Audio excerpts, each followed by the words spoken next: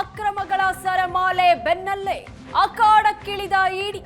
ರಾಜ್ಯದ ಇತಿಹಾಸದಲ್ಲೇ ಮೊದಲ ಬಾರಿಗೆ ಕೆಪಿಎಸ್ಸಿ ಕಚೇರಿ ಮೇಲೆ ಇಡಿ ದಾಳಿ ನಡೆಸಿದೆ. ರಾಜ್ಯದ 20 ಕಡೆ ಇಡಿ ಅಧಿಕಾರಿಗಳಿಂದ ರೇಡ್ ಮಾಡಲಾಗಿದೆ. ರೇಡ್ ವೇಳೆ ಹಲವು ದಾಖಲೆಗಳನ್ನು ಪರಿಶೀಲನೆ ಮಾಡಲಾಗಿದೆ. ಕೆಪಿಎಸ್ಸಿ ಕಚೇರಿ ಸೇರಿದಂತೆ 9 ಮಂದಿ ಮೇಲೆ 20 ಕಡೆ ಇಡಿ ರೇಡ್ ಅನ್ನ ಮಾಡಿದೆ. ಕೆಪಿಎಸ್ಸಿ ಮಾಜಿ ಅಧ್ಯಕ್ಷ ಶಿವಶಂಕರಪ್ಪ ಸಾಹುಕಾರ್ ಮನೆ ಮೇಲೆ ರೇಡ್ ಅನ್ನ ಮಾಡಲಾಗಿದೆ. ನೇಮಕಾತಿ ಹಾಗೂ ವಿವಿಧ ದಾಖಲೆ ಪರಿಶೀಲಿಸಿ ಇಡಿ ಅಧಿಕಾರಿಗಳು ತನಿಖೆ ಮುಂದುವರೆಸಿದ್ದಾರೆ. ಅರ್ಹರ ಕನಸಿಗೆ ಕತ್ತರಿ ಹಾಕಿ ಕೆಪಿಎಸ್ಸಿಯಲ್ಲಿ ಲಂಚವತಾರವ. ಕೆಪಿಎಸ್ಸಿಯಲ್ಲಿ ಲಂಚ ಕೊಟ್ಟವರಿಗಷ್ಟೇ ಸಿಗುತ್ತಾ ಸರ್ಕಾರಿ ಹುದ್ದೆಗಳು. ಕೆಪಿಎಸ್ಸಿ ಹಗರಣಗಳ ಹಿಂದೆ ಪ್ರಭಾವಿ ರಾಜಕಾರಣಿಗಳ ನೆರಳಿದ್ಯಾ ಅನ್ನೋ ಅನುಮಾನ ವ್ಯಕ್ತವಾಗ್ತಾ ಇದೆ. ಏಷ್ಯಾನೆಟ್, ಸುವರ್ಣ ನ್ಯೂಸ್ ಹಾಗೂ ಕನ್ನಡಪ್ರಭ ವರದಿ ಬೆನ್ನಲ್ಲೇ ಇಡಿ ದಾಳಿಯನ್ನ ಮಾಡಲಾಗಿದೆ. ಕೆಪಿಎಸ್ಸಿಯಲ್ಲಿ ಲಂಚ ಕೊಟ್ಟವರಿಗಷ್ಟೇ ಕೆಲಸ ಸಿಗುತ್ತಾ ಅನ್ನೋ ಪ್ರಶ್ನೆಗಳು ಮೂಡ್ತಾ ಇದೆ. 70 ರಿಂದ 80 ಲಕ್ಷ ಲಂಚ ಕೊಟ್ಟವರಿಗಷ್ಟೇ ಹುದ್ದೆ ನೀಡಲಾಗ್ತಾ ಇದೆ ಅನ್ನೋ ಆರೋಪ ಕೇಳಿ ಬಂದಿತ್ತು. ತಮ್ಮ ಮಗಳಿಗೆ ಕೈಗಾರಿಕಾ ವಿಸ್ತರಣಾಧಿಕಾರಿ ಹುದ್ದೆ ಕೊಡಿಸೋದಕ್ಕೆ ಶಿವಶಂಕರಪ್ಪ ಮುಂದಾಗಿದ್ರು. ಈ ಬಗ್ಗೆ ಏಷ್ಯಾನೆಟ್, ಸುವರ್ಣ ನ್ಯೂಸ್ ವರದಿ ಮಾಡಿತ್ತು. ಇದಾದ ಬೆನ್ನಲ್ಲೇ ಶಿವಶಂಕರಪ್ಪನವರನ್ನ ಅಮಾನತು ಮಾಡಲಾಗಿತ್ತು. ರಾಜ್ಯಪಾಲರು ಇಂಥದೊಂದು ಕ್ರಮವನ್ನ ತೆಗೆದುಕೊಂಡಿದ್ರು. ಸದ್ಯ ಈ ಎಲ್ಲ ಬೆಳವಣಿಗೆಗಳ ಬಳಿಕ ಇವತ್ತು ಇಡಿ ರೇಡ್ ಅನ್ನ ಮಾಡಲಾಗಿದೆ. ರಾಜ್ಯದ 20 ಕಡೆ ಇಡಿ ಅಧಿಕಾರಿಗಳು ದಾಳಿ ನಡೆಸಿದ್ದಾರೆ. ಪಿಡಿಒ ಆಯ್ಕೆ ಪ್ರಕ್ರಿಯೆಯಲ್ಲಿ ಭ್ರಷ್ಟಾಚಾರ ನಡೆದಿರುವ ಆರೋಪ ಕೂಡ ಕೇಳಿ ಬಂದಿತ್ತು. ಕಮರ್ಷಿಯಲ್ ಟ್ಯಾಕ್ಸ್ ಇನ್ಸ್ಪೆಕ್ಟರ್ ಹುದ್ದೆ ನೇಮಕದಲ್ಲೂ ಅಕ್ರಮ. ಹೀಗೆ ಸಾಲು ಸಾಲು ಆರೋಪ ಕೇಳಿ ಬಂದ ಬೆನ್ನಲ್ಲೇ ಕೆಪಿಎಸ್ಸಿ ಮೇಲೆ ಮೊದಲ ಬಾರಿಗೆ ಇಡಿ ದಾಳಿ ನಡೆಸಿದೆ. ಎಇ ಸೇರಿದಂತೆ ಹಲವು ಹುದ್ದೆಗಳ ನೇಮಕಾತಿಯಲ್ಲಿ ಅಕ್ರಮ ನಡೆದಿದೆ ಅಂತ ಆರೋಪಿಸಿದ್ರು ಅಭ್ಯರ್ಥಿಗಳು. ಏಷ್ಯಾನೆಟ್, ಸುವರ್ಣ ನ್ಯೂಸ್ ಹಾಗೂ ಕನ್ನಡಪ್ರಭ ಈ ಬಗ್ಗೆ ವಿಸ್ತೃತ ವರದಿಯನ್ನ ಬಿತ್ತರಿಸಿತ್ತು. ಶಿವಶಂಕರಪ್ಪ ಅವರನ್ನ ಅಮಾನತು ಕೂಡ ಮಾಡಲಾಗಿತ್ತು. ಈ ಎಲ್ಲ ಬೆಳವಣಿಗೆಗಳ ಬಳಿಕ ಇವತ್ತು ರಾಜ್ಯದ 20 ಕಡೆ ಬೆಂಗಳೂರು, ಕಲಬುರಗಿ, ದಾವಣಗೆರೆ, ಚಿತ್ರದುರ್ಗ ಸೇರಿ ರಾಜ್ಯದ 20 ಕಡೆ ಇಡಿ ಅಧಿಕಾರಿಗಳು ದಾಳಿಯನ್ನ ನಡೆಸಿದ್ದಾರೆ. ಕೆಪಿಎಸ್ಸಿ ಮಾಜಿ ಅಧ್ಯಕ್ಷ ಶಿವಶಂಕರಪ್ಪ ಅವರಿಗೆ ಸಂಬಂಧಪಟ್ಟಂತಹ ನಿವಾಸ, ಕಚೇರಿ ಮೇಲೆ ಅಧಿಕಾರಿಗಳು ದಾಳಿ ನಡೆಸಿ ಪರಿಶೀಲನೆ ಮಾಡಿದ್ದಾರೆ. ಕೆಪಿಎಸ್ಸಿ ಮೇಲೆ ಇಡಿ ಬೇಟೆ. ಸರ್ಕಾರದ ವಿರುದ್ಧ ಬಿಜೆಪಿ ಮುಗಿಬಿದ್ದಿದೆ. ರಾಜಕೀಯ ತಿರುವನ್ನ ಪಡ್ಕೊಂಡಿದೆ ಈ ಪ್ರಕರಣ. ಪ್ರಶ್ನೆ ಪತ್ರಿಕೆ ಸೋರಿಕೆ, ಲಂಚ, ಆಡಿಯೋ ಲೀಕ್ ಎಲ್ಲ ಬಯಲಾಗಿದೆ. ಇಡಿ ರೇಡ್ ಆಗಿದ್ದು ಒಳ್ಳೆಯದೇ ಅಂತ ವಿಪಕ್ಷ ನಾಯಕ ಅಶೋಕ್ ಹೇಳಿದ್ದಾರೆ. ಇಡಿ ದಾಳಿಯನ್ನ ಸ್ವಾಗತಿಸುತ್ತೇನೆ ಅಂತ ಇತ್ತ ಬಿಜೆಪಿ ರಾಜ್ಯಾಧ್ಯಕ್ಷ ವಿಜೇಂದ್ರ ತಿಳಿಸಿದ್ರು. ಪರೀಕ್ಷೆ ಫಲಿತಾಂಶಗಳು ಎಲ್ಲ ಗೊಂದಲ ಮೂಡಿಸುತ್ವಾ ಅಂತ ವಾಗ್ದಾಳಿ ನಡೆಸಿದ್ದಾರೆ. ಲೂಟಿ ಮಾಡಲು ಕೆಪಿಎಸ್ಸಿ ಸದಸ್ಯರನ್ನ ಜಾಸ್ತಿ ಮಾಡಿದ್ದಾರೆ ಅಂತ ಅಶ್ವಥ್ ನಾರಾಯಣ್ ಕಿಡಿಕಾರಿದ್ದಾರೆ. ಕೆಪಿಎಸ್ಸಿಗೆ ಎಂಥ ಪರಿಸ್ಥಿತಿ ಬಂದಿದೆ, ನಮಗೆ ನಾಚಿಕೆ ಆಗಬೇಕು, ನಾವೆಲ್ಲರೂ ಸೇರಿ ಇಡೀ ವ್ಯವಸ್ಥೆಯನ್ನ ಬದಲಾಯಿಸೋಣ ಅಂತ ಸಿಎಂ ಡಿಕೆ ಶಿವಕುಮಾರ್ ಮನವಿ ಮಾಡಿಕೊಂಡಿದ್ದಾರೆ.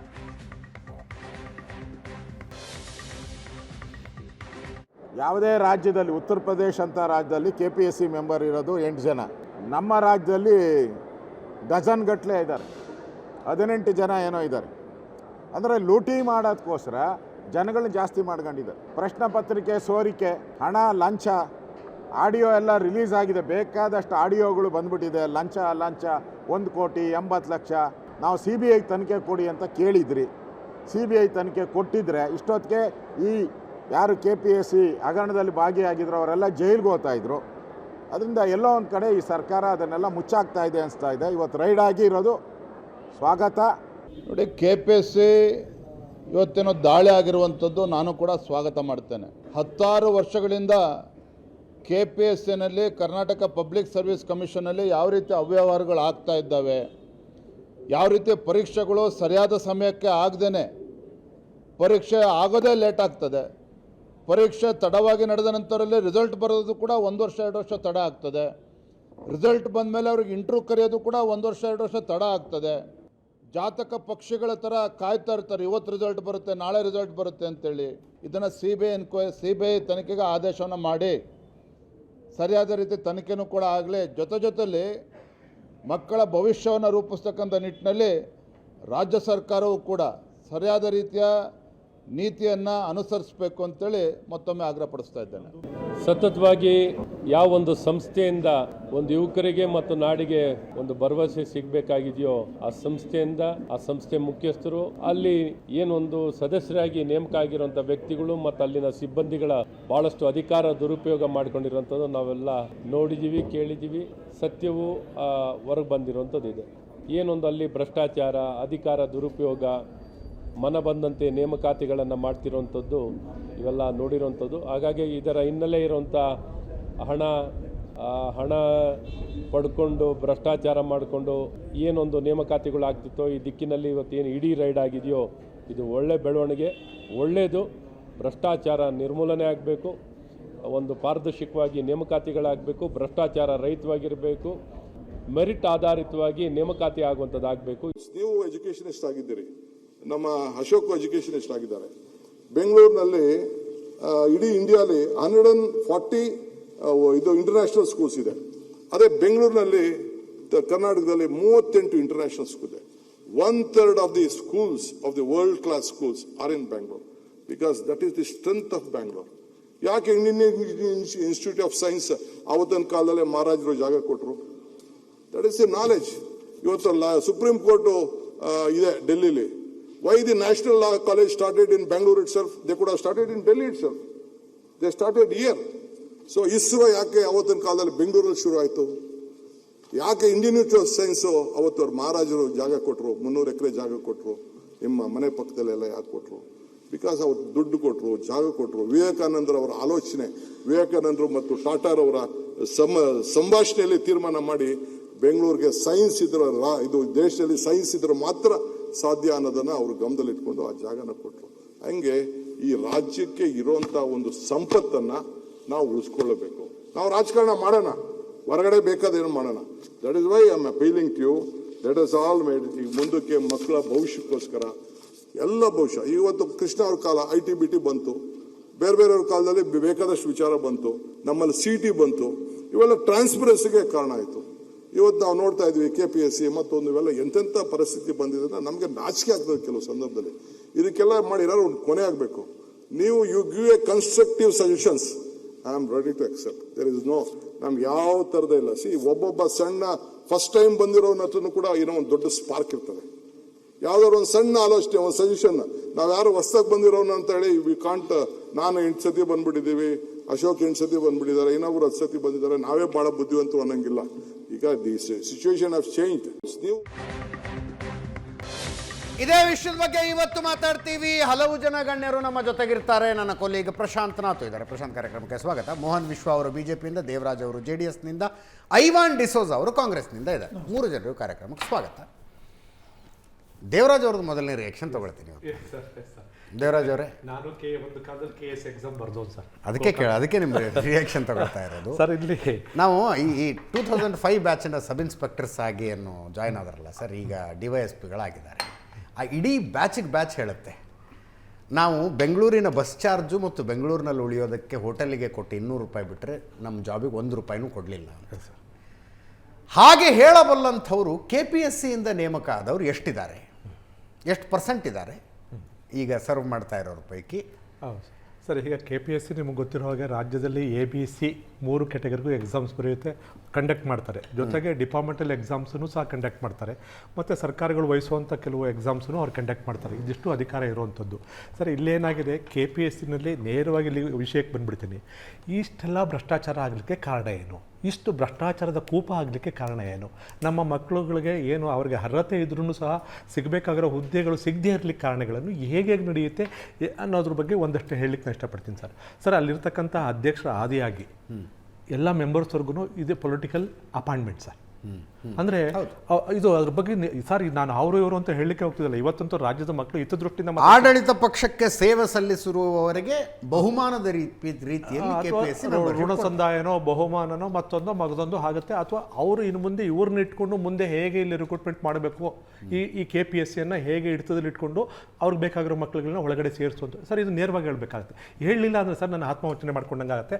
ನನ್ನ ಮಕ್ಕಳುಗಳಿಗೆ ನಾನು ನ್ಯಾಯ ಕೊಡ್ಲಿಕ್ಕೆ ಸಾಧ್ಯ ಆಗೋಲ್ಲ ಸರ್. ಈಗ ಇದು ಸತ್ಯ ಸರ್. ಇದು ಈ ಅಪಾಯಿಂಟ್ಮೆಂಟ್ ಈ ರೀತಿ ಆಗ್ತಾ ಇದೆ. ಒಂದಾಯಿತು. ಇದನ್ನು ಒಪ್ಪದೇ ಇದ್ದರೆ ಬಹುಶಃ ಅದು ನಾನು ರಾಜ್ಯಕ್ಕೆ ಮಾಡ್ತಕ್ಕಂಥ ಅನ್ಯಾಯ ಏನಾಗುತ್ತೆ. ಒಂದಾಯ್ತು ಸರ್. ಅಪಾಯಿಂಟ್ಮೆಂಟಲ್ಲಿ ಈ ರೀತಿ ನಡೆಯುತ್ತೆ. ನಮಗೆ ಬಂದಿರತಕ್ಕಂಥ ಮಾಹಿತಿಗಳು ಏನಪ್ಪ ಅಂತಾರೆ, ಒಂದೊಂದು ಪೋಸ್ಟ್ಗೂ ಸಹ ಒಂದೊಂದು ಮೆಂಬರ್ಶಿಪ್ಗೂ ಸಹ ಇಷ್ಟಿಷ್ಟು ಅಂತ ಪೊಲಿಟಿಕಲ್ ಸರ್ಕಲಲ್ಲಿ ತೀರ್ಮಾನ ಆಗುತ್ತೆ ಅಂತಕ್ಕಂಥ ಮಾಹಿತಿ ಎಲ್ಲ ಕಡೆ ಹರಿದಾಡ್ತಿದೆ. ಒಂದಾಯಿತು ಸರಿ. ಈಗ ನೆಕ್ಸ್ಟ್ ಎಕ್ಸಾಮ್ ಕಂಡಕ್ಟ್ ಮಾಡೋ ವಿಧಾನ ಲೆಕ್ಕ ಹಾಕೊಳ್ಳಿ ಸರ್. ಫಸ್ಟು ನೋಟಿಫಿಕೇಶನ್ಸ್ ಆಗುತ್ತೆ. ನೋಟಿಫಿಕೇಶನ್ ಆಗೋದೇ ಕಷ್ಟ. ಅಂತ ನೀವು ವೀಕ್ಷಕರಿಗೆ ಹೇಳಿ ಸರ್. ಪಾಪ ಅವರು 10 ಲಕ್ಷ 20 ಲಕ್ಷ ಇಲ್ಲ ಹೇಳ್ತೀನಿ ಸರ್. ಇವಾಗ ಅದು ಇದೆ ಸರ್. ರೇಟ್ ಕಾರ್ಡ್ ಇಲ್ಲೇ ಇದೆ ಸರ್. ಹೇಳ್ತೀನಿ ಅಂದಾಗ ಇದರ ಎನಾರ್ಮಿಟಿ ಇಲ್ಲ. ನೀವು 10 ಲಕ್ಷ 20 ಲಕ್ಷ ಅಂತ ತಿಳ್ಕೊಂಡಿದ್ದಾರೆ. ಇಲ್ಲ ಸರ್. ಇದು ಅಲ್ಲಿ ಕೋಟಿ ತಲುಪಿಟ್ಟಿದೆ 10 ಲಕ್ಷದಲ್ಲಿ ಇಲ್ಲ. ಇದು ಹೇಳ್ತೀನಿ ಸರ್. ಸರ್ ಈಗ ನಮಗೆ ನೋಟಿಫಿಕೇಶನ್ಸ್ ಸದ್ಯ ರಿಕ್ರೂಟ್ಮೆಂಟ್ ಆದರೂ ಸಾಕು, ನೋಟಿಫಿಕೇಶನ್ ಮಾಡಿದ್ರೆ ಸಾಕು ಅಂತ ಕಾಯ್ಕೊಂಡಿದ್ದಾರೆ. ನೋಟಿಫಿಕೇಶನ್ಸ್ ಆಯಿತಾ, ಎಕ್ಸಾಮು ನ್ಯಾಯಯುತವಾಗಿ ನಡೆಯುತ್ತಾ, ಅದರಲ್ಲಿ ಮತ್ತೆ ಭಯ. ಅದು ಮತ್ತೆ ನೆಟ್ಟಿಗೆ ನಡೆಯೋದೇ ಇಲ್ಲ, ನ್ಯಾಯಯುತವಾಗಿ ನಡೆಯೋದೇ ಇಲ್ಲ ಎಕ್ಸಾಮ್ಸು ಅಂತಕ್ಕಂಥದ್ದು ಎಲ್ಲರೂ ಮನೆ ಮಾಡಿಬಿಟ್ಟಿದೆ. ಎಕ್ಸಾಮ್ ಆದಮೇಲೆ ಸರ್ ನಂತರ ಹೋಗ್ಲಪ್ಪ ನಮಗೆ ಯಾರು ಸೆಲೆಕ್ಟ್ ಆಯ್ತೀವಿ ಅವರಿಗೆ ಅಪಾಯಿಂಟ್ಮೆಂಟ್ ಆರ್ಡ್ರ್ ನೆಟ್ಗಾರು ಸಿಗುತ್ತಾ? ಅದು ಅದೂ ಡೌಟೇ ಸರ್. ಒಂದು ನೋಟಿಫಿಕೇಶನ್ ಆಗೋ ಡೌಟು, ಆದಮೇಲೆ ಎಕ್ಸಾಮ್ ನೆಟ್ಟಿಗೆ ನಡೆಯೋ ಡೌಟು. ಎಕ್ಸಾಮ್ ಏನೋ ನಡೀತು ಅಂತಂದರೆ ಮತ್ತೆ ಅಪಾಯಿಂಟ್ಮೆಂಟ್ ಆರ್ಡರ್ ಸಿಗುತ್ತಾ? ಅದು ಎಷ್ಟು ವಿಳಂಬ ಆಗುತ್ತೋ, ಹೇಗಾಗುತ್ತೋ, ಯಾವ್ಯಾವ ಒಂದು ಒತ್ತಡದಲ್ಲಿ ಸಿಕ್ಕಾಕೊಂಡು ನರಳಾಡುತ್ತೋ. ವರ್ಷಾನ್ಗಟ್ಟಲೆ ಆಗಿದೆ ಸರ್. ಎಕ್ಸಾಮ್ಸ್ ಆಗೋಗಿದೆ, ರಿಸಲ್ಟನ್ನು ಅನೌನ್ಸ್ ಮಾಡದೇ ಇರೋದು ವರ್ಷಾನ್ಗಟ್ಟಲೆ ಆಗಿದೆ. ರಿಸಲ್ಟ್ ಅನೌನ್ಸ್ ಮಾಡಿದ್ಮೇಲೆ ಅಪಾಯಿಂಟ್ಮೆಂಟ್ ಕೊಡಲಿಕ್ಕೆ 6 ತಿಂಗಳು 10 ತಿಂಗಳಾಗಿರುವಂಥದ್ದಿದೆ.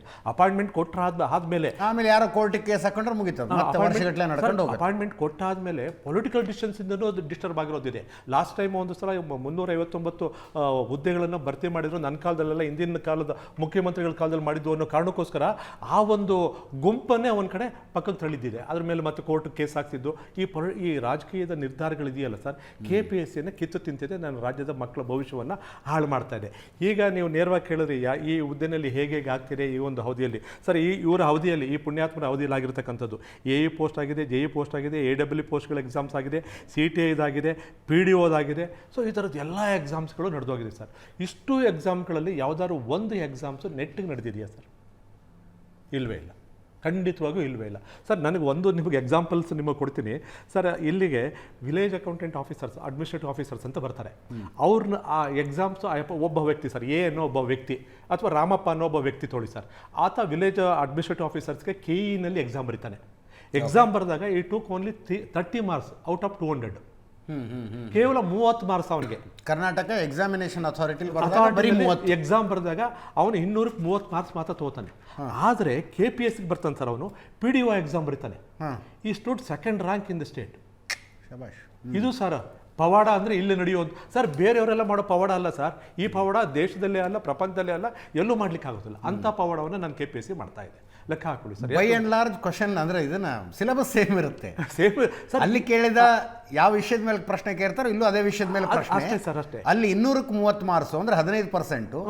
ಇಲ್ಲಿ 2nd ರ್ಯಾಂಕು. ಇಲ್ಲಿ ಸ್ಟೇಟ್ 2nd ರ್ಯಾಂಕ್ ಸರ್. ಎಷ್ಟರ ಮಟ್ಟಿಗೆ ನಡೆಯುತ್ತೆ ಲೆಕ್ಕ ಹಾಕೊಳ್ಳಿ ಸರ್. ಈ ಥರದ್ದು ಪರೀಕ್ಷೆಗಳು ನಡೀತಿದೆ. ಮತ್ತು ಸರ್ ಎಕ್ಸಾಮ್ಸ್ಗಳಲ್ಲಿ ನಮ್ಗೆ ಏನಾಗುತ್ತೆ ಸರ್, ಮೊದಲೇನಾಯಿತು ನಮಗೆ KS ಕ್ಲಾಸ್ 1 ಕ್ಲಾಸ್ 2 ಈ ಪೋಸ್ಟ್ಗಳಿಗೆಲ್ಲ ನಮಗೆ 200 ಮಾರ್ಕ್ಸು ನಮಗೆ ವೈವಾ ಇತ್ತು ಸರ್. ಅಂದರೆ ಇಂಟರ್ವ್ಯೂಗೆ ಮಾರ್ಕ್ಸ್ ಕೊಡುವಂಥದ್ದು, ಮೆಂಬರ್ಸ್ ಎಲ್ಲ ಕೊಡುವಂಥದ್ದು. ಅವಾಗ ಏನಾಗ್ತಿತ್ತು, ಕರಪ್ಷನ್ಸ್ ಅಂತಾರೆ ವೈವಾ ಮಟ್ಟದಲ್ಲಿ ಮಾತ್ರ ಇತ್ತು, ಎಕ್ಸಾಮ್ ಮಟ್ಟದಲ್ಲಿ ಇರಲಿಲ್ಲ. ಯಾವಾಗ ಅದನ್ನು 25 ಮಾರ್ಕ್ಸ್ಗೆ ರೆಡ್ಯೂಸ್ ಮಾಡಿಬಿಟ್ರೋ ವೈವಾದಲ್ಲಿ ಮಾರ್ಕ್ಸ್ ಕೊಡೋಕ್ಕಾಗ್ತಿರಲಿಲ್ಲ. ನೀನು ಎಷ್ಟೇ ತೊಗೊಂಡಿರೋ ರಿಟರ್ನ್ ಟೆಸ್ಟ್ಗಳಲ್ಲಿ ಎಷ್ಟೇ ಮಾರ್ಕ್ಸ್ ತೊಗೊಂಡಿರೋ ವೈವಾದಲ್ಲಿ 200 ಮಾರ್ಕ್ಸ್ ಕೊಟ್ಬಿಟ್ಟು ಅಡ್ಜಸ್ಟ್ ಮಾಡಿ ತಳ್ಳುವಂಥ ಸಾಧ್ಯತೆ ಇತ್ತು. ಅಲ್ಲಿ ಕರಪ್ಷನ್ ನಡೆಯೋದಲ್ಲಿ ವೈವಾದಲ್ಲಿ, ಇಂಟರ್ವ್ಯೂದಲ್ಲಿ ನಡೆಯೋದು. ಆದರೆ ಇಲ್ಲೇನಾಗೋಯ್ತು, ಯಾವಾಗ ಇದು ಆಪಾದನೆಗಳು ದೂರುಗಳು ಜಾಸ್ತಿ ಬರಲಿಕ್ಕೆ ಶುರುವಾದವೋ ವೈವಾದಲ್ಲಿ ಅನ್ಯಾಯ ಆಗುತ್ತೆ ಅಂತೇಳಿ ಅದನ್ನು 25 ಮಾರ್ಕ್ಸ್ ಇಳಿಸಿದ್ರು. ಅದರಲ್ಲಿ 10 ಮಾರ್ಕ್ಸು ಜಸ್ಟ್ ಅಟೆಂಡ್ ಆದ್ರೇ ಕೊಡಬೇಕು. ಇನ್ನು 10 ಮಾರ್ಕ್ಸನ್ನ ಇವ್ರು ಹೇಗೆ ಕೊಟ್ಕೋತಾರೋ ಅದು. ಇದರಲ್ಲಿ ಏನೂ ಮಾಡೋಕ್ಕಾಗಲಿಲ್ಲ ಅಂತ ಗೊತ್ತಾಗಿ ಏನು ಮಾಡಿಬಿಟ್ರು ಇವಾಗ ಸರ್, ನೇರವಾಗಿ ಬಂದರು. ಈ KPSCನಲ್ಲಿ ಈ ಪೇಪರ್ಗಳು ಸೆಟ್ ಮಾಡುವಂಥದ್ದು, ಪ್ರಿಂಟ್ ಮಾಡೋದಂತೂ ನಮ್ಮ ಗುಜರಾತ್ನ ಒಂದು ಎಜು ಸೊಲ್ಯೂಷನ್ ಅಂತ ಒಂದು ಸೆಂಟ್ರು, ಅದನ್ನೇ ಬುಕ್ ಮಾಡೋ ಮಟ್ಟಕ್ಕೆ ಹೋಗಿದ್ದಾರೆ ಅಂತ ನಮಗೆ ಬಂದಿರತಕ್ಕಂಥ ಮಾಹಿತಿ. ಅಲ್ಲಿಂದನೇ ಪೇಪರ್ಗಳನ್ನ ತರಿಸ್ಕೊಂಡಿದ್ದಾರೆ ಅಂತ ಹೇಳಿ. ಪೇಪರ್ಗಳನ್ನ ತರಿಸ್ಕೊಂಡು ಎಲ್ಲಿವರೆಗೂ ಹೋಗ್ತಾರೆ ಸರ್ ಅಂತಂದ್ರೆ ಬೆಂಗಳೂರು ಸುತ್ತಮುತ್ತ ಇರತಕ್ಕಂಥ ಸರ್, ಈಗ ನಾನು ಈ ಗೌರ್ಮೆಂಟ್ ಆ ಗೌರ್ಮೆಂಟ್ ಅಂತ ಹೇಳಿ ನಾನು ಕೇಂದ್ರ ಸರ್ಕಾರದ ರೆಕ್ರೂಟ್ಮೆಂಟ್ಗಳಲ್ಲಿ ಇಂಥ ಆರೋಪಗಳು ಕಡಿಮೆ ಇರ್ತವೆ. ಸರ್ ಅದಕ್ಕೆ ಸರಿ ಅಲ್ಲಿಗೆ ಬರ್ತೀನಿ. ಊಟ UPSC ನಾವು ದುಡ್ಡು ಕೊಟ್ಟು IPS ಆದ್ರೂ IAS ಆದ್ರೂ ನನ್ನ ಮಕ್ಕಳು ಡಿಮ್ಯಾಂಡ್, ನಮ್ಮ ರಾಜ್ಯದ ಮಕ್ಕಳು ಡಿಮ್ಯಾಂಡ್. ಇವತ್ತೊಂದು ದಿವಸ ಒಬ್ಬರನ್ನ ಅರೆಸ್ಟ್ ಮಾಡಿದ್ದಾರೆ ಸರ್. ಇವಾಗ ಆ ಪುಣ್ಯಾತ್ಮನ ಹೆಸರು ಶಾಂತಕುಮಾರ್ ಅಂತನೋ ಏನೋ ಇದೆ ಅವ್ರದ್ದು, ನಾನು ಬರ್ಕೊಂಬಂದೆ. ಅವ್ರನ್ನ ಅರೆಸ್ಟ್ ಮಾಡಿದ್ದಾರೆ. ಅವ್ರು ಯಾರಪ್ಪ ಅಂತಾರೆ, ಅಖಿಲ ಕರ್ನಾಟಕ ನಮ್ಮ ಈ ಥರದ್ದು ಹುಬ್ಳಿಯಲ್ಲಿ ಅವ್ರನ್ನ ಅರೆಸ್ಟ್ ಮಾಡಿದ್ದಾರೆ. ಯಾಕೆ ಅಂತಂದ್ರೆ ಇಬ್ರು KPSC ಮೆಂಬರ್ ಮೇಲೆ FIR ಹಾಕ್ಸಿದಕ್ಕೆ ಅವ್ರನ್ನ ಇವತ್ತು ಹೋಗಿ ಅರೆಸ್ಟ್ ಮಾಡಿದ್ದಾರೆ. ನನ್ನ ಕರ್ನಾಟಕದ ಇನ್ವೆಸ್ಟಿಗೇಷನ್ ನಡೀತಿರೋ ರೀತಿ ಇದು. ಇಬ್ರು ಮೆಂಬರ್ ಮೇಲೆ FIR ಮಾಡಿದ್ದಕ್ಕೆ ಆ ಒಕ್ಕೂಟದ ಅಧ್ಯಕ್ಷರನ್ನ ಇವತ್ತೊಂದು ದಿವಸ ಅರೆಸ್ಟ್ ಮಾಡಿಸಿದ್ರಿ. ಈ ಮಟ್ಟಿಗೆ ನೀವು ತನಿಖೆ ನಡೆದ್ರೆ ನನ್ನ ಮಕ್ಕಳು ನ್ಯಾಯ ಕೊಡ್ತಾರ ನೀವು? ನಮ್ಮ ರಾಜ್ಯದ ಮಕ್ಕಳಿಗೆ ನ್ಯಾಯ ಕೊಡ್ತಾರ ನೀವು? ಮತ್ತೆ ಅವ್ರು ಯಾವುದಕ್ಕೋಸ್ಕರ ಹೋರಾಟ ಮಾಡಬೇಕು? ಜನ್ಜಿ ಅವರು ಯಾವುದಕ್ಕೋಸ್ಕರ ಹೋರಾಟ ಮಾಡಬೇಕು ಸರ್? ಈಗ ದೇಶದಲ್ಲಿ ಎಲ್ಲೇ ನಡೀಲಿ ತಪ್ಪೆ ಅದನ್ನು ಹೇಳೋ ಸ್ಥಿತಿನಲ್ಲಿ ಇರಲಿಲ್ಲ ಅಂತಂದರೆ ಸರ್ಕಾರಗಳು ನನ್ನ ವಿರುದ್ಧವಾಗಿ ಅಂತ ಅನ್ಕೊಂಡ್ಬಿಟ್ರೆ ಗತಿ ಹೇಗೆ? ಇದು ಸರ್ಕಾರದ ವಿರುದ್ಧವಾಗಲ್ಲ, ವ್ಯವಸ್ಥೆ ವಿರುದ್ಧವಾಗಿ ಮಾಡಿರುವಂಥದ್ದು ಸರ್. ಇಲ್ಲಿ ನೋಡಿ ಸರ್, ಈಗ ಆಯ್ತಲ್ಲ ಸರ್, ನಾನು ನಿಮ್ಗೆ ಹೇಳಿದಲ್ಲ 200 ಮಾರ್ಕ್ಸಿಂದ 20 ಮಾರ್ಕ್ಸ್ ಬಂತಲ್ಲ ಸರ್. ಇವಾಗ ವೈವಾ ಬಂದಾದ್ಮೇಲೆ ಏನು ಮಾಡಿದ್ರು, ಈ ವೈವಾ ಬಿಟ್ಬಿಟ್ರಿ. ಇವಾಗ ನೇರವಾಗಿ OMR ಶೀಟ್ಗೆ ಹೋಗ್ಬಿಟ್ರಿ. ಈಗ ಎಸ್ ಇದನ್ನು ಬಿಟ್ಟರು, ಇದರಿಂದ ಏನು ಆಗಲ್ಲ, ನಾವೇನು ಮಾಡ್ಲಿಕ್ಕಾಗಲ್ಲ ಅಂತ ನೇರವಾಗಿ OMR ಶೀಟ್ನ ನೇರವಾಗಿ ಎಲ್ಲಿ ಬರುತ್ತೋ ಗುಜರಾತಿಂದ ಅಲ್ಲೇ ಬುಕ್ ಮಾಡಿಕೊಂಡು ಅದನ್ನು ರಾಜ್ಯದ ಹೊರಗಡೆ ಇರತಕ್ಕಂಥ ಅಂದರೆ ಗಡಿ ಭಾಗದಲ್ಲಿ ಇರ್ತಕ್ಕಂಥ ರೆಸಾರ್ಟ್ಗಳು, ಹೋಟೆಲ್ಗಳಲ್ಲಿ ಈ ಮಕ್ಕಳುಗಳು ಸರ್ ಇನ್ನು ಅಡ್ವಾನ್ಸ್ ಆಗಿ ತೊಗೊಂತವ್ರೆ. ಯಾರಿದಕ್ಕೆ ಕಾರಣ ಸರ್? ಇದಕ್ಕೆ ಕಂಪ್ಲೀಟ್ KPSC ಚೇರ್ಮನ್ ಮತ್ತು ಮೆಂಬರ್ಸ್ ಅನ್ನೇ. ಆ ಮೆಂಬರ್ಸ್ ಯಾರೋ ಒತ್ತಡದಲ್ಲಿ ಮಾಡ್ತಾವ್ರೋ ಏನೋ ಅದು ಅವ್ರು ಹೇಳಬೇಕು. ಬಟ್ 100 ರೂಪಾಯಿ ಜವಾಬ್ದಾರಿ ಇರ್ಬೇಕಾದ್ರೆ ಇವರೇ ಸರ್. ನೋಡಿ, ಯಾವುದೇ ಒಂದು ಸಮಸ್ಯೆ ಬಗ್ಗೆ ನಾವು ಮಾತನಾಡುವಾಗ ವರ್ತಮಾನದ KPSC ಚೇರ್ಮನ್ ಮಾತ್ರ ಕಾರಣನ ಅಥವಾ ಇಡೀ KPSC ಅಧ್ವಾನ ಹಿಡಿಸಿದ್ಯಾರು ಸರ್? ನನಗೆ ಆಡಳಿತ ನನಗನ್ಸೋದೇನು ಗೊತ್ತಾ, ಈ ರಾಜ್ಯದಲ್ಲಿ ಆಡಳಿತ ನಡೆಸಿದ್ದ ನೀವು 3 ರಾಜಕೀಯ ಪಕ್ಷಗಳು ಇದಕ್ಕೆ ಮುಖ್ಯ ಕಾರಣ. ಯಾಕಂತ ನಾನು ಹೇಳ್ತೀನಿ, ನಾವೀಗ OMR ಶೀಟ್ ಬಗ್ಗೆ ಮಾತಾಡ್ತೀವಿ, ಇನ್ನೊಂದು ಯಾವುದೋ ಬಗ್ಗೆ ಮಾತಾಡ್ತೀವಿ. ಯಾಕ್ರಿ ಇದೆಲ್ಲ ಶುರು ಆಯಿತು? 5 ಕೋಟಿ 8 ಕೋಟಿ ತೆಗೆದುಕೊಂಡು KPSC ಮೆಂಬರ್ಸ್ಗಳನ್ನು ಮಾಡಿದ ಮೇಲೆ ಆ ಮೆಂಬರ್ ಹಣ ಮಾಡದೆ ಸುಮ್ಮನೆ ಮನೆಗೆ ಹೋಗ್ತಾರೆ ಅವರು ಸರ್? ಖಂಡಿತವಾಗಿ ಅಲ್ಲ, ನಾನಿದು ಫಸ್ಟ್ ಹ್ಯಾಂಡ್ ನೋಡಿದ್ದೀನಿ. ನಾನು ಕಾಲೇಜಲ್ಲಿ ಇದ್ದಾಗ ಅಪಾಯಿಂಟ್ಮೆಂಟ್ ಅಂತ ಕರ್ನಾಟಕ ಭಾಗದ 2-3 ಜನ KPSC ಮೆಂಬರ್ಸ್ ಮಾಡಿದ್ರು. ಸಾಮಾನ್ಯ ಪ್ರಾಧ್ಯಾಪಕರು ಅವರು ಅಲ್ಲಿಂದ ಇಲ್ಲಿಂದ ದುಡ್ಡು ಒಟ್ಟು ಮಾಡಿ ಕೊಡೋದು. ವಾಪಸ್ KPSC ಮೆಂಬರ್ಶಿಪ್ ಮುಗಿಸಿ ಅವ್ರು ಊರಿಗೆ ಬಂದ್ರೆ 100 ಕೋಟಿ ಬೆಲೆ ಬಾಳ್ತಾರ ಸರ್. ನೋಡಿ ಅಂದ್ರೆ ಈ ಬಿಸ್ನೆಸ್ಸಿಗೆ ಕಾರಣ ದುಡ್ಡು ಹಾಕು ದುಡ್ಡು ತೆಗಿ ಮಾಡಿದ್ಯಾರು ರಾಜಕೀಯ ಪಕ್ಷಗಳು. ಅದಕ್ಕೆ ನಾನು ಪೊಲಿಟಿಕಲ್ ಅಪಾಯಿಂಟ್ಮೆಂಟ್ ಅಂತ ಹೇಳ್ಬಿಟ್ಟಲ್ಲ ಸರ್. KPSC ಚೇರ್ಮನ್ ಆದಿಯಾಗಿ ಎಲ್ಲರೂ ಸಹ ಪೊಲಿಟಿಕಲ್ ಅಪಾಯಿಂಟ್ಮೆಂಟ್ ಅಂತ ನೇರವಾಗಿ ನಾನು ನಮ್ಮ ಕಾಲದಲ್ಲಿ ಇದಾಗಿಲ್ಲ ಅಂತ ಹೇಳೋ ಪರಿಸ್ಥಿತಿ 3 ರಾಜಕೀಯ ಪಕ್ಷಗಳಿಲ್ಲ ಸರ್. 1951 ನಲ್ಲಿ ಇದು ಪ್ರಾರಂಭ ಆದಾಗ KPSC ಪ್ರಾರಂಭ ಆದಾಗ ಮೊದಲ ಕೆಲವು ಪ್ರಶಾಂತ್, ಈಗ ಅಂದ್ರೆ ನೀವು ಜಾರ್ಖಂಡ್ನಲ್ಲಿ ಆಗಿದ್ದು, ಜಾರ್ಖಂಡ್ನ ಇಡೀ ಜನ್ಜಿ ಮೂವ್ಮೆಂಟ್ ಇದ್ದಿದೆ JPSC ಇಲ್ಲಿದೆ ಸರ್. ಸರ್ ಈಗ ನೀವು ನಾನು ಹೇಳ KPSC ಪಬ್ಲಿಕ್ ಸರ್ವಿಸ್ ಕಮಿಷನ್ಸ್ಗಳಿದೆಯಲ್ಲ ಸ್ಟೇಟ್ನಲ್ಲಿ, ದೇ ಹ್ಯಾವ್ ಬಿಕಮ್ ರಿಡಂಡೆಂಟ್. ಯಾಕಂದ್ರೆ ಅಲ್ಲಿ ಆ ಪ್ರಮಾಣದ ಕರಪ್ಷನ್ ನಡೆಯುತ್ತೆ. ಸರ್ಕಾರಿ ಉದ್ಯೋಗಕ್ಕಾಗಿ ಪೈಪೋಟಿ ಇದೆ ನಿಜ, ಬಟ್ ಆ ಪೈಪೋಟಿಯನ್ನು ಮನಿ ಮೇಕಿಂಗ್ ಬಿಸ್ನೆಸ್ ಆಗಿ ಮಾರ್ಪಡಿಸ್ಬಿಡು. ಇದರಲ್ಲಿ ರಾಜಕೀಯ ಪಕ್ಷಗಳು ಶಾಮೀಲಿವೆ, ಅಧಿಕಾರಿಗಳು ಶಾಮೀಲಿದ್ದಾರೆ. ಅಲ್ಲಿ ಮೆಂಬರ್ ಆಗಿ ಬರಲಿಕ್ಕೆ ಯಾವ ಪೈಪೋಟಿಗಳನ್ನು ನಡೆಸ್ತಾರೆ ಅವರು ಶಾಮೀಲಿದ್ದಾರೆ. ಇದು ಅದಕ್ಕೆ ಹೇಳಿದಲ್ಲ, ಬರೀ ಪಬ್ಲಿಕ್ ಸರ್ವಿಸ್ ಕಮಿಷನ್ ಅಲ್ಲ, ಇದು ಎಲ್ಲ ದೃಷ್ಟಿಯಿಂದ ನೋಡಬೇಕಾಗಿರ್ತಕ್ಕಂಥ ಅವಶ್ಯಕತೆ ಇದೆ. ಇವತ್ತು ವೈಸ್ ಚಾನ್ಸಲರ್ ಅಪಾಯಿಂಟ್ಮೆಂಟಿಗೆ ದುಡ್ಡು ತೆಗೆದುಕೊಳ್ಳದೆ ವೈಸ್ ಚಾನ್ಸಲರ್ ಅಪಾಯಿಂಟ್ಮೆಂಟ್ ಮಾಡ್ತಾರ? ಇದಕ್ಕೆ ಕಾರಣ ರಾಜಕೀಯ ಪಕ್ಷಗಳು ಈಗ ಅಧಿಕಾರದಲ್ಲಿ ಕೂತವರು. ನಾನು ಹೇಳ್ತೀನಿ, BJP ಅಧಿಕಾರದಲ್ಲಿತ್ತು. ಕೊನೆಯ KPSC ಅಪಾಯಿಂಟ್ಮೆಂಟ್ ನೋಡಿ ನೀವು, ಶಿಗ್ಗಾಂವಿ ಅವ್ರಿಗೆ ಅಪಾಯಿಂಟ್ಮೆಂಟ್ ಕೊಟ್ಬಿಟ್ರು ಬೊಮ್ಮಾಯಿ ಸಾಹೇಬ್. ಯಾಕೆ ಕೊಟ್ಟರು ಅರ್ಥ ಆಗಲಿಲ್ವಾ ನಮಗೆ? ಹಾಗೆ ಕಾಂಗ್ರೆಸ್ನಲ್ಲೂ ಭಾರತೀಯ ಜನತಾ ಪಾರ್ಟಿಯಲ್ಲೂ ಅಪಾಯಿಂಟ್ಮೆಂಟ್ ಆಗುತ್ತೆ. ಅಪಾಯಿಂಟ್ಮೆಂಟ್ ಆದ ತಕ್ಷಣ ನನಗೆ ಅರ್ಥ ಆಗದೆ ಇರೋ ಸಂಗತಿ, 5 ವರ್ಷದಲ್ಲಿ ಅವ್ರದ್ದು ಆದಾಯ 10 ಪಟ್ಟು 20 ಪಟ್ಟು ಜಾಸ್ತಿ ಆಗಿರುತ್ತೆ. ಸರ್ಟಿಫಿಕೇಟ್ ಕೊಡೋದು 40,000 ಅದಕ್ಕೆ ರೂಪಾಯಿ ಹೋಮ್ ಮಾರ್ಕ್ ಶೀಟು ಮಾಡ್ತಾರೆ. ನೀವು ಯಾವ್ದು ಹೇಳಿದ್ರಲ್ಲ ಗುಜರಾತ್ solution. ದುಡ್ಡು ಅನ್ನೋ ಪ್ರಶ್ನೆ ಬಂದಾಗ ಅದನ್ನು ಬುಕ್ ಮಾಡ್ತಾರೆ ಅವರು. ಸರ್ ನೀವು ರೇಟ್ ಕಾರ್ಡ್ ಕೇಳಿದ್ರಲ್ಲ ಸರ್, ಈಗ ನೋಡಿ ಸರ್, ಈಗ 319 KS ಪೋಸ್ಟ್ಗಳು ಕರೆದಿದ್ದಾರೆ ಸರ್. ಈಗ ಅದಕ್ಕೆ ರೇಟ್ ಕಾರ್ಡ್ ಫಿಕ್ಸ್ ಆಗಿರೋದು. ASIಗೆ 3 ಕೋಟಿ ರೂಪಾಯಿ, DYSPಗೆ 2.5 ಕೋಟಿ ರೂಪಾಯಿ, ತಹಶೀಲ್ದಾರ್ಗೆ 1.5 ಇಂದ 2 ಕೋಟಿ ರೂಪಾಯಿ. ಇದು ಫಿಕ್ಸ್ ಆಗಿರೋ ರೇಟು ಇವತ್ತು ಆ ಇದರಲ್ಲಿ ನಡೆಯುತ್ತೆ ಅಂತಕ್ಕಂಥದ್ದು ಅಭ್ಯರ್ಥಿಗಳ ಒಂದು ಮಾಹಿತಿಗಳಿದೆ. ಡಾಕ್ಟರ್ ನಿತಿನ್ ಮತ್ತು ಡಾಕ್ಟರ್ ನಾಗೇಶ್ KPSC ಅಭ್ಯರ್ಥಿಗಳಿಬ್ಬರು ನಮ್ಮನ್ನು ನೇರ ಸಂಪರ್ಕದಲ್ಲಿ ಜಾಯ್ನ್ ಆಗಿದ್ದಾರೆ. ಇಬ್ಬರಿಗೂ ನಮಸ್ಕಾರ. ಬರ್ತೀನಿ ನಾನು. ಎಸ್, ಐವನ್ ಡಿಸೋಜ್ ಅವರೇ, ಜಾರ್ಖಂಡ್ನಲ್ಲಿ ಜನ್ಸಿ ಬೀದಿಗೆ ಇಳಿದಂಗೆ ಇಲ್ಲಿ ಇಳಿಯೋ ತನಕ ಕಾದರೆ ಪರಿಸ್ಥಿತಿ ಕೈ ಮೀರಿ ಹೋಗ್ಬಿಡುತ್ತೆ. ನೀವು ಹೇಳಿದ್ದನ್ನು ನಾನು ಈಗೇನು ಇಲ್ಲಿ ಚರ್ಚೆ ಆಯಿತು, ಇದಕ್ಕೆ ನನ್ನ ಸಹಮತ ಕೂಡ ಇದೆ. ಸಹಮತ ಇದು ಇಲ್ಲದೇ ಇದ್ರೆ ಅಲ್ಲ, ಯಾಕೆಂದರೆ ಇದು ಯಾರ ಒಬ್ಬರು ಇದಕ್ಕೆ ಕಾರಣರಲ್ಲ. ಈ ಕಾರಣ ತಾವು ಹೇಳಿದಾಗೆ ರಾಜಕೀಯ ಪಕ್ಷಗಳು ಕಾರಣ ಅಲ್ವಾ ಅಂತ ಹೇಳಿದ್ರಿ. ತಾವು ಹೇಳಿದ್ರಿ ಯಾವಾಗ ದುಡ್ಡು ಕೊಡ್ತೀರಿ ದುಡ್ಡು ತೆಗಿಬೇಕು, ಆವಾಗ ಆಟೋಮ್ಯಾಟಿಕ್ ಅದು ಆ ಹಂತಕ್ಕೆ ಬರ್ತಾರೆ. ಆದರೆ ಕಾಂಗ್ರೆಸ್ ಸರ್ಕಾರ ಅಧಿಕಾರ ಇದ್ದಾಗ ಸಿದ್ದರಾಮಯ್ಯ ಅವರು ಮುಖ್ಯಮಂತ್ರಿ ಆಗಿದ್ದ ಸಂದರ್ಭದಲ್ಲಿ ಈ ವಿಚಾರದ ಬಗ್ಗೆ ದೊಡ್ಡ ಚರ್ಚೆ ವಿಧಾನಸಭೆಯಲ್ಲಿ ಆಯಿತು. ಯಾವಾಗ KPSC ಅವರು ಫಾರ್ ವಿತ್ UPSCಯಲ್ಲಿ ತಾವು ಹೇಳಿದ್ರಿ, UPSCಯಲ್ಲಿ ಇವತ್ತು ಒಬ್ಬ IPS IAS ಆದವರು ನಾವು ದುಡ್ಡು ಕೊಟ್ಟು ಬಂದಿದ್ದೇವೆ ಅಂತ ಹೇಳೋ ಮಟ್ಟದಲ್ಲಿ ಇಲ್ಲ. ಆದರೆ KPSCಯಲ್ಲಿ ಇವತ್ತು ಮದುವೆ ಭಾಗ್ಯ, ಆ ಭಾಗ್ಯ, ಈ ಭಾಗ್ಯಕ್ಕಾಗಿ ತಾನು ಏನು ಹೆಲ್ಪ್ ಮಾಡ್ತಾರೆ. ಈಗ ಇವತ್ತಿನ ಚೇರ್ಮನ್ ಕತೆ ನೋಡಿದಿರಿ ನೀವು. KPSC ಚೇರ್ಮನ್ ತಮಗೆ ಬೇಕಾ ತಮ್ಮ ಮಕ್ಕಳಿಗೆ ಕೊಡಲಿಕ್ಕೆ ಯಾವ ರೀತಿಯ ಅವಯವ ಅಂತ ಹೇಳ್ತಾರೆ. ಈ ಸಿಸ್ಟಮನ್ನು ತೆಗಿಬೇಕಂತೇಳಿ ಸಿದ್ದರಾಮಯ್ಯನವರು ಮುಖ್ಯಮಂತ್ರಿಗಳಾಗಿದ್ದಾಗ ಎಕ್ಸಾಮಿನೇಷನ್ ನಡೆಸುವುದನ್ನು KLEಗೆ ಕೊಟ್ಟರು, ಕರ್ನಾಟಕ ಎಕ್ಸಾಮಿನೇಷನ್ ಅಥಾರಿಟಿಗೆ ಕೊಟ್ಟು ಎಕ್ಸಾಮಿನೇಷನ್ನು ಇಂಪಾರ್ಷಿಯಲ್ ಆಗಬೇಕು ಅಂತ. ಇಲ್ಲಿ ಇದ್ದಂಥ ಅವರ ಡಿಸ್ಕ್ರಿಷನ್ ಮಾರ್ಕ್ ಏನಿತ್ತು 100 ಮಾರ್ಕು 50 ಮಾರ್ಕು, ಅದನ್ನು ಸಡನ್ನಾಗಿ 25 ಮಾರ್ಕ್ಸ್ಗೆ ತಂದು ಒಡಗಿತ್ತು. ಯಾಕೆ ಇಟ್ಟಿತ್ತು ಅಂತ ಹೇಳಿದ್ರೆ ಜಸ್ಟ್ ಟೂತ್ಲೆಸ್ ಮಾಡಬೇಕು ಅಂತ ಹೇಳುವಂಥದ್ದು. ಇದು ಎಲ್ಲಿವರೆಗೆ ಪ್ರಶ್ನೆ ಬಂತು, ಎಲ್ಲಿವರೆಗೆ ಶಾಸಕರು ಮಾತಾಡಿದರು ಅಂತ ಹೇಳಿದರೆ ವೆದರ್ ವಿ ರಿಕ್ವೈರ್ಡ್ KPSC ಇನ್ ಆ ಸ್ಟೇಟ್, ಆ ಮಟ್ಟಕ್ಕೆ ಬಂತು. Is A constitutional obligation, independent body. ಒಬ್ಬರನ್ನು ಆಯ್ಕೆ ಮಾಡಿದ ಮೇಲೆ ಒಬ್ಬ ಸದಸ್ಯರನ್ನು ತೆಗೀಲಿಕ್ಕೆ ಅದು ನಾವು ಸಾಧ್ಯನೇ ಇಲ್ಲದಂಥ ಪರಿಸ್ಥಿತಿ. ಆ ಟಾಸ್ಕ್ ಎಲ್ಲಿ ದೂರ ಇದೆ. ಇವತ್ತು KPSC ಅಧ್ಯಕ್ಷರು ಸಿಕ್ಕಿಬಿದ್ದಿದ್ದಾರೆ, ಅವರ ಮೇಲೆ ಕೇಸ್ ಇದೆ, ಕಂಪ್ಲೇಂಟ್ಸ್ ಇದ್ದಾವೆ. ಆದರೆ ಗವರ್ನರ್ ಆ್ಯಕ್ಟ್ ಮಾಡಿದ್ದಾರೆ, ಕೋರ್ಟಿಂದ ಮತ್ತೆ ಅವರ ರಿಜಿಸ್ಟ್ರೇಟ್ ಮಾಡಿ. ಅಲ್ಲ, ಅದು ಟೆಕ್ನಿಕಲ್ ರೀಸನ್, ಪ್ರೊಸೀಜರ್ ಫಾಲೋ ಆಗಿರ್ಬೋದು. ನಾನು ಹೇಳೋದು ನಿಮ್ದೊಂದು ಬಿಲ್ ಇರುತ್ತಪ್ಪ ಸರ್ಕಾರದ ಬಳಿ, ಓಡೋಗ್ತೀರಾ ರಾಜ್ಯಪಾಲರ ಹತ್ರ? ಇಲ್ಲ, ಕ್ಯಾಬಿನೆಟ್ ಒಂದು ರೆಸೊಲ್ಯೂಷನ್ ಮಾಡಿ ತಗೊಂಡು ಹೋಗಿ. ಈ ವಿಷಯದಲ್ಲಿ ಈ ವಿಷಯದಲ್ಲಿ ನೀವು ಯಾಕೆ ರಾಜ್ಯಪಾಲರ ಜೊತೆ ಮಾತಾಡ್ಲಿಲ್ಲ? ಈ ವಿಷಯದಲ್ಲಿ ಹೋಗಿ ಇಲ್ಲಪ್ಪ ಇದು ಹಿಂಗ ಆಗ್ಬೇಕು, ಈ ವ್ಯವಸ್ಥೆ ಸರಿ ಆಗ್ಬೇಕಾದ್ರೆ ಏನಾದ್ರು ರಾಜ್ಯಪಾಲರು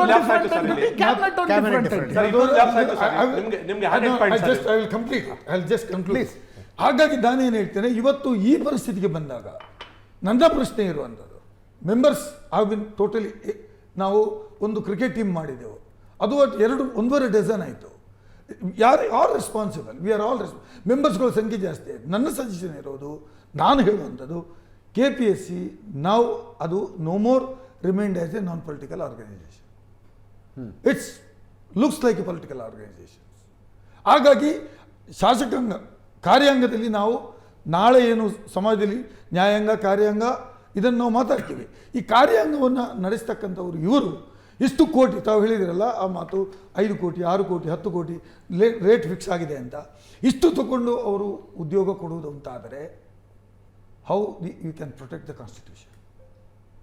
ಹಾಗಾಗಿ ಇದರ ಬಗ್ಗೆ ಒಂದು ತೀವ್ರವಾದ ಚಿಂತನೆ ಅವಶ್ಯಕತೆ ಇದೆ ಅಂತ ಹೇಳುವಂಥದ್ದು ನನ್ನ ಅಭಿಪ್ರಾಯ. ಅಲ್ಲ, ಚಿಂತನೆ ಆಗುತ್ತೆ ರೀ, ಸೊಲ್ಯೂಷನ್ ಏನು ಮಾಡಬೇಕು. What is the solution? We must do it, not to may advises what to do, what not to do. ನಾನು ಕೂಡ ಇದನ್ನು ಮುಂದಿನ ಅಧಿವೇಶನದಲ್ಲಿ ಈ ಅಧಿವೇಶನದಲ್ಲಿ ತಗೊಳ್ಬೇಕು ಅಂತ ಇದ್ದೇನೆ, ಚರ್ಚೆಗೆ ತಗೊಳ್ಬೇಕು ಅಂತ ಇದ್ದೇನೆ. How we can come out. Technology is the key. ಇದು ಹೆಂಗೆ ನಡೆಯುತ್ತೆ, ನಾನು ಇದು ಬಹಳ ಫಸ್ಟ್ ಹ್ಯಾಂಡ್ ಆಗಿ ನೋಡಿದ್ದೀನಿ. ಅನೇಕ ಜನ ಅಜಿತ್ ರಾಜಕಾರಣಿಗಳು ದುಡ್ಡು ಮಾಡೋದು ಹೆಂಗೆ ನಾನು ಹೇಳ್ತೀನಿ. ಭಾಳ ಸ್ಟಾರ್ಟಿಂಗ್ ಸ್ಟೇಜ್ದಲ್ಲಿ ಹೆಂಗೆ ಆಮೇಲೆ ಬಿಡಿ, ಆಮೇಲೆ ಕಲ್ಕೋತಾರೆ 2ನೇ 3ನೇ ಟರ್ಮಲ್ಲಿ. ಒಂದು ವೇಳೆ KPSC ಮೆಂಬರ್ ಅವ್ರ ಪರವಾಗಿದ್ದವ್ರು ಆದರೆ 100 ಪೋಸ್ಟ್ ಇದಾವೆ ಅಂತ ತಿಳ್ಕೊಳ್ಳಿ, 10 ಪೋಸ್ಟ್ ಇವ್ರ ಕೈಯಲ್ಲಿ ಕೊಟ್ಬಿಡ್ತಾರೆ ರಾಜಕಾರಣಿಗಳಿಗೆ. ನೀವು ಕ್ಯಾಂಡಿಡೇಟ್ ಕಳಿಸಿ ಅಂತ ಅಲ್ರಿ, ನೀವು ಕ್ಯಾಂಡಿಡೇಟ್ ಕಳಿಸಿ, ಹಣ ನೀವೇ ಇಟ್ಕೊಳ್ಳಿ, ನನ್ನನ್ನು KPSC ಮೆಂಬರ್ ಮಾಡಿ. ಗೊತ್ತಾಯ್ತು. ನನಗೆ ಅರ್ಥ ಆಗದ ಪ್ರಶ್ನೆ, ಸರ್ಕಾರಕ್ಕೆ ಇಷ್ಟ ಅರ್ಥ ಆಗಲಿಲ್ವಾ? ಸರ್ಕಾರಿ ಈಗ ನಾನು ಹೇಳ್ತೀನಿ ಪ್ರೈವೇಟ್ ಅಲ್ಲಪ್ಪ, ನಾನು ಇಂಜಿನಿಯರಿಂಗ್ ಓದಿದವನು, ಕ್ಯಾಂಪಸ್ ಇಂಟರ್ವ್ಯೂ ನಾನು ನೋಡಿದ್ದೀನಿ, ಕ್ಯಾಂಪಸ್ ಇಂಟರ್ವ್ಯೂ ಹೆಂಗೆ ನಡೆಯುತ್ತೆ ಅಂತ. ಅಲ್ಲೂ ನಿಮಗಿಂತ ಪೇ ಸ್ಟ್ರಕ್ಚರ್ ಜಾಸ್ತಿ ಇದೆ, ಅಲ್ಲಿ ಯಾಕೆ ಭ್ರಷ್ಟಾಚಾರ ಆಗ್ತಾ ಇಲ್ಲ? ನಿಮ್ಮ ಸ್ಟಾರ್ಟಿಂಗ್ ಪೇಗಿಂತ ಯಾಕೆ ಅಂದರೆ ಅಲ್ಲಿ ರಿಕ್ರೂಟ್ಮೆಂಟ್ ಮಾಡೋದಕ್ಕೆ ಬಂದವನಿಗೆ ಕಂಪನಿ ಮೇಲೆ ಪ್ರೀತಿ ಇದೆ, ಇಲ್ಲಿ ರಿಕ್ರೂಟ್ಮೆಂಟಿಗೆ ಕೂತ್ಕೊಂಡಿರೋನಿಗೆ ಸರ್ಕಾರದ ಮೇಲೆ ಏನು ಪ್ರೀತಿ, ಸರ್ಕಾರಿ ಕೆಲಸದ ಮೇಲೆ ಏನು ಪ್ರೀತಿ? ಸರ್ಕಾರ ಬೇಡ ರೀ, ಸಮಾಜದ ಮೇಲೂ ಪ್ರೀತಿ ಇಲ್ಲ, ಯಾಕಂದ್ರೆ ಅವ್ನು ದುಡ್ಡು ಕೊಟ್ಟು ಬಂದಿದ್ದಾನೆ, ಅವ್ನು ಪ್ಯೂರ್ ಬಿಸ್ನೆಸ್ ಮ್ಯಾನ್. ಅಷ್ಟೇ. ನನ್ನ ಪ್ರಶ್ನೆ, ನೀವು ಡಿಸ್ಕ್ರಿಷನ್ ಮಾರ್ಕ್ಸ್ಗಳನ್ನ ಇಷ್ಟು ವರ್ಷ ಇಟ್ರಿ ಹೆಂಗ್ರಿ? ಅದು ನಿಮ್ಗೆ ಅರ್ಥ ಆಗ್ಲಿಲ್ವಾ? ಮಾತಾಡಿ. ನೀವಾಗಲೇ ಮ್ಯಾಗ್ನಿಟ್ಯೂಡ್ ಬಗ್ಗೆ ಪ್ರಶಾಂತ್ನ ಕೇಳಿದ್ರಿ, ಆಯಿತಾ? ಅಂದರೆ ಎಷ್ಟು ಇದು ಓವರ್ ಆಲ್ ಮ್ಯಾಗ್ನಿಟ್ಯೂಡ್ ಒಂದು KPSC ಇದು ಅಂತ ಹೇಳ್ಬಿಟ್ಟು ಒಂದು ಹೈಪೋಥಾಟಿಕಲ್ ಆಗಿ ಒಂದು ಅಂದಾಜು ಅಂತ ಮಾಡೋದಾದರೆ, ಇವಾಗ ಈ ಸರ್ಕಾರ ಬಂದ ಮೇಲೆ ಇದೇ KPSC ಆಸ್ಪಿರೆಂಟ್ಸು ಧಾರವಾಡನಲ್ಲಿ ಫಿಲ್ ಮಾಡಬೇಕಾಗಿರೋ ವೇಕೆನ್ಸಿಗಳ ಬಗ್ಗೆ ದೊಡ್ಡ ಪ್ರೊಟೆಸ್ಟ್ ನಡೀತು. ಆಲ್ಮೋಸ್ಟ್ 2.5 ಲಕ್ಷ ಇತ್ತು ಫಿಲ್ಲಿಂಗ್ ಅಂತ ಹೇಳಿ. ಸೊ ಸಿದ್ದರಾಮಯ್ಯನವ್ರು ಏನು ಮಾಡಿದ್ರು, 54,000 ಪೋಸ್ಟ್ನ ಫಿಲ್ ಮಾಡ್ತೀವಿ ಅಂತ ಹೇಳಿದ್ರು. ಆ 54,000 ಪೋಸ್ಟ್ ನಿಮಗೆ ಕ್ಯಾಟಗರಿ ಏನೂ ಇದೆ, ಅಂದರೆ ನಿಮಗೆ ಗೆಸೆಟೆಡ್, ನಾನ್ ಗೆಸೆಟೆಡ್. ಕ್ಯಾಟಗರಿ ಬಿನೂ ಇದೆ, ನಾನ್ ಗೆಸೆಟೆಡ್, ಗೆಸೆಟೆಡ್. ಕ್ಯಾಟಗರಿ ಸಿ ಇದೆ, ಟೆಕ್ನಿಕಲ್ ಪೋಸ್ಟ್ಗಳಿದ್ದಾವೆ, ಹೆಲ್ತ್ ಡಿಪಾರ್ಟ್ಮೆಂಟಲ್ಲಿದ್ದಾವೆ, BBMP-ನಲ್ಲಿದ್ದಾವೆ, AE, AEE ಈ ಥರ ಸುಮಾರು ಇದ್ದಾವೆ. ಸೊ ನೀವು ಒಂದೊಂದು ರೇಟು, ಕೆಲವು ಕೋಟಿ ಇರ್ಬೋದು, ಕೆಲವರು ಲಕ್ಷ ಇರ್ಬೋದು. ನೀವು ಆನ್ ಆನ್ ಆವ್ರೇಜು ನೀವು ಆ ಕೋಟಿ ಲಕ್ಷ ಪೋಸ್ಟ್ನೆಲ್ಲ ಇಟ್ಕೊಂಡು ಒಂದು 20-25 ಲಕ್ಷ ಅಂದ್ಕೊಂಡ್ರು ಕೂಡ, ಇಮ್ಯಾಜಿನ್ 54,000 ಪೋಸ್ಟ್ ಏನಾದ್ರು ಫಿಲ್ ಆದರೆ the magnitude will be more than 10,000 crores. 10,000 ಕೋಟಿ ವಹಿವಾಟಿದು, 10,000 ಕೋಟಿ ಇದು 54,000 ಪೋಸ್ಟ್ ಫಿಲ್ ಆದ್ರೆ ಆಯ್ತಲ್ಲ. ಸೊ 10,000 ಕೋಟಿಯ ಒಂದು ಬ್ರಹ್ಮಾಂಡ ಒಂದೊಂದು ಪೋಸ್ಟಿಗೆ 10-15 ಲಕ್ಷ ಅನ್ಕೊಂಡ್ರು. ಎಕ್ಸಾಕ್ಟ್ಲಿ, ಬಿಕಾಸ್ ನಾನು ಕ್ಯಾಟಗರಿ ಡಿ ಸಿ ಸಪರೇಟ್ ತಗೊಂಡಿದ್ದೀನಿ, ಟೆಕ್ನಿಕಲ್ ಸಪರೇಟ್ ತಗೊಂಡಿದ್ದೀನಿ, ಆವರೇಜ್ ಮಾಡ್ಕೊಂಡ್ರು 1 ಕೋಟಿ ಇರುತ್ತೆ, 1 ಲಕ್ಷ ಇರುತ್ತೆ. So that is the magnitude. ನಿಮಗೆ ಒಂದು ಎಕ್ಸಾಂಪಲ್, ಕೆಲವು ವಿದ್ಯಾರ್ಥಿಗಳು ಬಂದಿದ್ರು ಪಾಪ, ಲಾಸ್ಟ್ ವೀಕ್ ಪರ್ಸನಲಿ ಬಂದು ಮೀಟ್ ಮಾಡಿದ್ರು. ಈ BBMP-ನಲ್ಲಿ ಈ ADLR AEE ಎಕ್ಸಾಮಿನೇಷನ್ನು ಈ KPSC-ನಲ್ಲಿ ನಡೆಸಿರುವಾಗ ಕೆಲವೊಂದು ಡೇ ಲೈಟ್ ರಾಬರಿ ಹೆಂಗೆ ನಡೆಯುತ್ತೆ ಅಂದರೆ, ಬಿಕಾಸ್ ಪ್ರಶಾಂತ್ ನಾಥ್ ಟೆಕ್ನಾಲಜಿ ಬಗ್ಗೆ ಹೇಳಿದ್ರು. ಟೆಕ್ನಾಲಜಿ ನೀವು ಏನೇ ಮಾಡಿದ್ರು ಕೂಡ ಇವ್ರು ಅದನ್ನು ಮೀರಿಸಿ ನೀವು ಇವಾಗ ನೀವು ಏನೇ ಟೆಕ್ನಿಕಲಿ ಮಾಡಿದ್ರು OMR ಶೀಟ್ನೇ ಎತ್ಕೊಂಡು ಹೋಗ್ಬಿಟ್ಟು ಎಲ್ಲೋ ಆಚೆ ಕಡೆ ಫಿಲ್ ಮಾಡ್ಕೊಂಡು ಬರ್ತಾರೆ ಅಂದ್ರೆ ನೀವು ಅದನ್ನ ಹೆಂಗೆ ಯಾವ ತರ ಮಾಡೋದು ಅದನ್ನ ಕಂಟ್ರೋಲ್? ಕಂಟಿನ್ಯೂ ಮಾಡಬೇಕು. ನಾನು ಬರ್ತೀನಿ, ವಾಪಸ್ ನಿಮಗೆ ಬರ್ತೀನಿ, ಒಂದು ಸಣ್ಣ ಬ್ರೇಕ್.